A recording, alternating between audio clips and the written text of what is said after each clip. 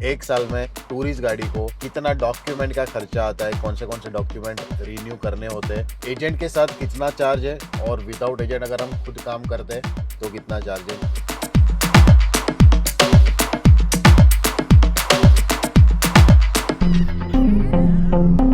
Good morning guys, welcome back to the new vlog. कैसे हो आप सब? स्वागत है आपका अपने एक और नए वीडियो में।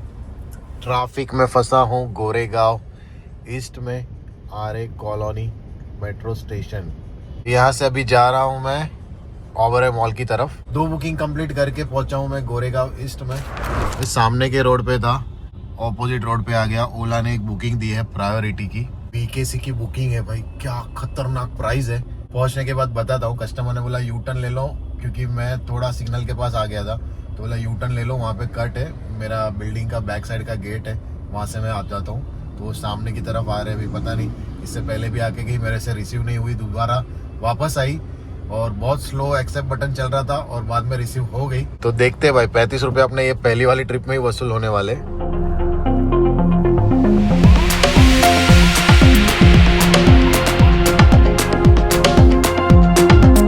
पौने 12 बजने वाले हैं। मैं हूं अभी चेंबूर में। बीकेसी ड्रॉप करके कस्टमर को चेंबूर आ गया हूं। प्राइस कितना मिला है भाई, ये देखो 838 रुपीज़। 1 घंटा भी नहीं लगा है, 55 मिनट में ड्रॉप किया, 15 किलोमीटर। और ये राइड थी प्रायोरिटी की। अभी ओला में जो बुकिंग बज रही है ना, वो विदाउट टाइमिंग ऐड वाली है। सिर्फ किलोमीटर वाइज का पैसा ही दे रहा है, टाइमिंग का पैसा नहीं मिल रहा है। उबर में और ओला में दोनों में सेम काम हो गया है। अभी 1800 प्लस की अर्निंग हो गई है भाई, सिर्फ 4 ही घंटे में। बहुत ही अच्छी शुरुआत हुई है आज।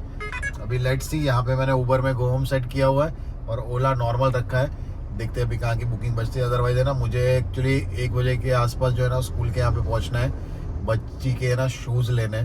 तो अगर मुझे अभी अर्निंग ऐसी हो गई ना अच्छी कि मैं अभी यहाँ से एमटी भी चले जाऊँगा तो भी चलेगा, बट धीरे धीरे अभी आगे बढ़ूंगा। यहाँ से अगर नहीं मिलती चेंबूर की तो वाशी की तरफ चले जाऊंगा। धीरे धीरे आगे चलता हूँ मैं। यहाँ से तो कुछ बज नहीं रहा है, बज रहा है तो वही बीकेसी ही बज रहा है बार बार। ये है कांदी वाली, वो 2 बार बज के गई, बट वेस्ट की है और चली गई।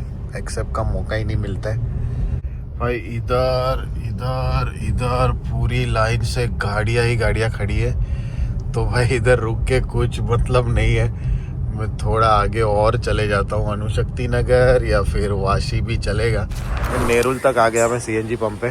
सीएनजी भरवा लेता हूँ, बच्ची को है ना शूज़ लेके देता हूँ भाई। अभी बारिश चली गई है ना, तो कैसा है कि सर लोग डेली बोलते हैं कि भाई शूज़ अभी लगेगा, प्रॉपर यूनिफॉर्म। तो शूज़ एक पेंडिंग है, वो लेके देता हूँ, तो भाई घर का टेंशन ख़त्म। बीकेसी से यहाँ पे बेलापुर तक आया हूँ मैं एमटी। गन्ने का जूस आ गया है मार्केट में। दूसरा दिन है आज, 14 तारीख है। वो अभी जो है ना, ये सेकंड पार्ट में जो है ना वो बात करेंगे प्रॉपर डॉक्यूमेंट के बारे में। एक साल में गाड़ी को, टूरिस्ट गाड़ी को कितना डॉक्यूमेंट का खर्चा आता है, कौन से डॉक्यूमेंट रिन्यू करने होते हैं, कितना चार्ज है, एजेंट के साथ, विदाउट एजेंट, सब कुछ आपको है ना इस ब्लॉग में बताऊंगा। तो ये इस तरह से मैंने कुछ लिस्ट बनाया हुआ है। एजेंट के साथ कितना चार्ज है और विदाउट एजेंट अगर हम खुद काम करते हैं तो कितना चार्ज है। मैंने अभी जो लास्ट रिन्यू करवाए सारे डॉक्यूमेंट, सारे के सारे ना वो ऑन द स्पॉट उसने करके दिए हैं। सिर्फ ओटीपी लिया मुझसे और डॉक्यूमेंट जो है ना वो मुझे प्रिंट करके दे दिया। मतलब कि सब कुछ ऑनलाइन हो चुका है। मैं भी उसको अभी सीखने की कोशिश कर रहा हूँ। अभी ये मैंने मेरे एजेंट का चार्जेस वगैरह पकड़ा है, सबका अलग अलग हो सकता है, तो आप अपने हिसाब से उसको डिवाइड कर सकते हो। एक एक करके सबके बारे में बात करता हूँ। सबसे पहले आता है रोड टैक्स। तो भाई रोड टैक्स अगर एक साथ 1 साल का पे करते हैं तो 8,000 रुपये आता है छोटी गाड़ी का। सीडान गाड़ी का भी 8,000 है। हर महीना पे करते हो तो 800 रुपये आता है। मतलब कि 12 महीने में आपके 1,600 रुपये एक्स्ट्रा जाएंगे। ये तो मैं अभी तक है ना खुद ही पे करता था, बट पिछले कुछ टाइम से ना पे नहीं हो रहा था, तो मैंने वो एजेंट से कंफर्म किया। उसने बोला यूपीआई और ये सब सिस्टम बंद हो गया है, सिर्फ नेट बैंकिंग अगर आप सिलेक्ट करेंगे तो ही आप टैक्स पे कर सकते हो।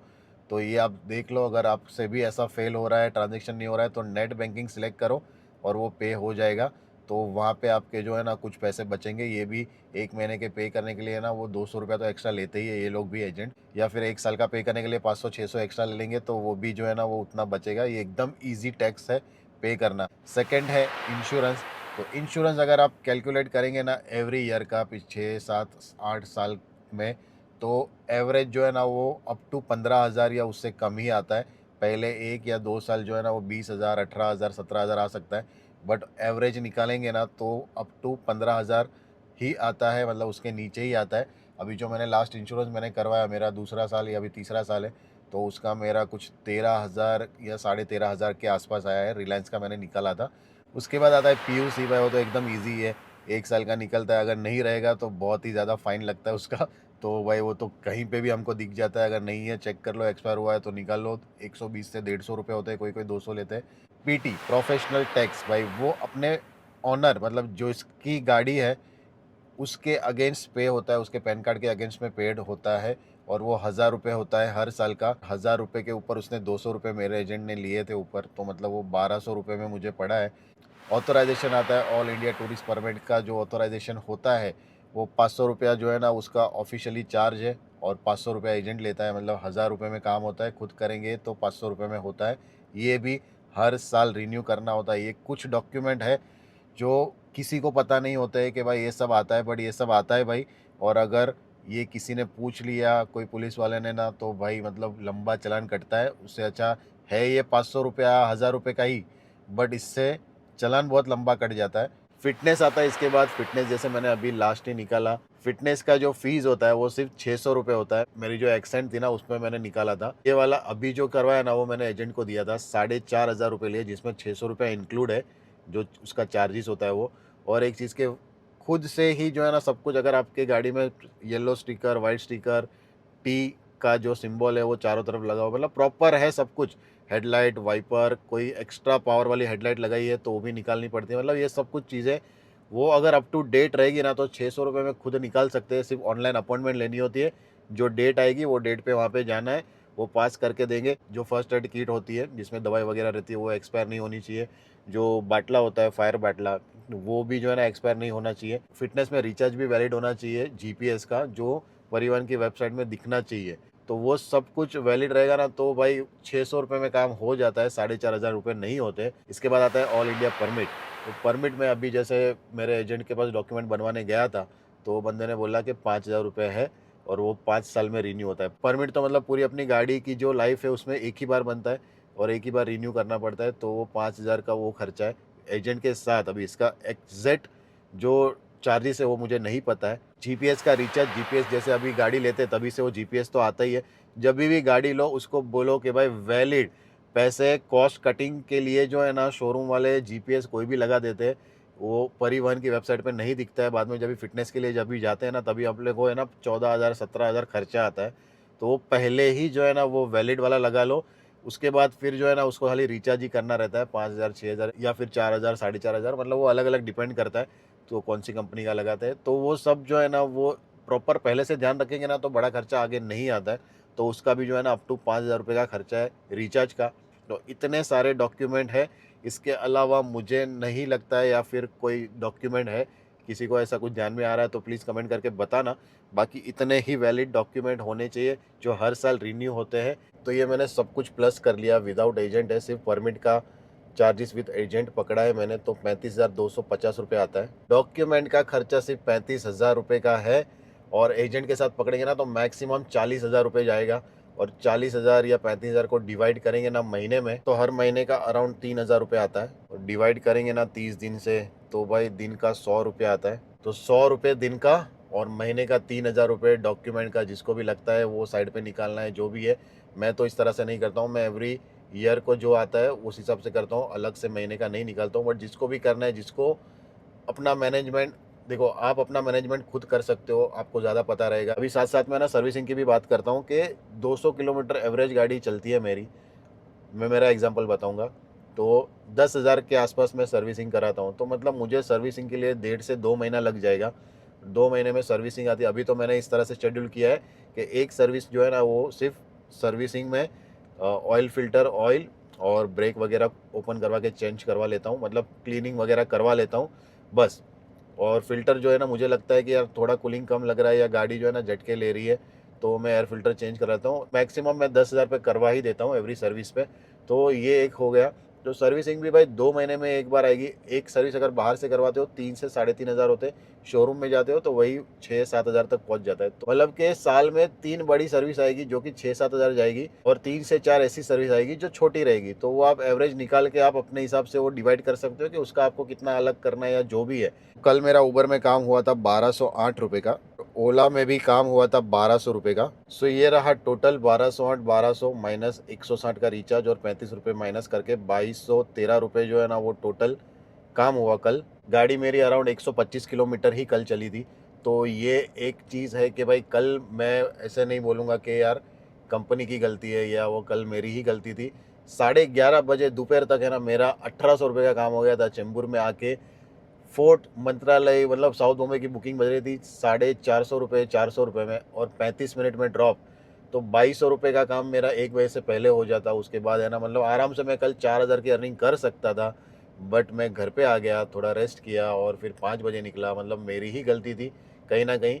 तो भाई दूसरों को ब्लेम करना नहीं आता, खुद के अंदर जाग के देखेंगे ना तो अपनी गलतियाँ समझ में आएगी कि हमसे क्या गलती हो रही है और काम क्यों नहीं हो रहा है। अभी आज मैं घर पे हूँ, कितने बजे, 11:30 बज रहे।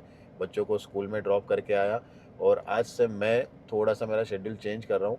मैं आज से निकलूँगा 4:30, 4 नहीं 4:30 भी नहीं, 4 बजे तक निकल जाऊँगा। सीएनजी वगैरह फुल करा के अराउंड 5 बजे तक लॉगिन करूँगा और काम करूँगा रात के 2-3 बजे तक जो भी है।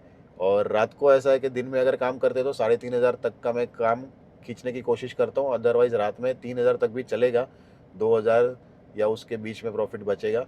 तो देखते हैं, अभी बहुत दिनों के बाद मैं वही वाला पुराना वाला शेड्यूल पे जाने वाला हूँ। और पहला दिन कैसा जाता है पता नहीं, तो वो आने वाले ब्लॉग में आपको पता चलेगा। तो ये मैं इसलिए कर रहा हूँ कि मेरा एक प्रॉब्लम है, पता नहीं क्यों मैं रात को इतना थक के भी घर पे जाता हूँ ना तो 2 बजे 2:30 बजे तक मुझे नींद नहीं आती है। और ये जो डार्क सर्कल दिख रहे हैं शायद वो उसी की वजह से है। तो मैं अभी सोच रहा हूँ कि वही टाइम को मैं यूज़ करता हूँ काम पे, क्योंकि फिर वापस वही 2-4 घंटे की नींद लेके वापस सुबह 5 बजे उठ के बच्चों को छोड़ना, और वही रूटीन वापस चालू हो जाता है काम का।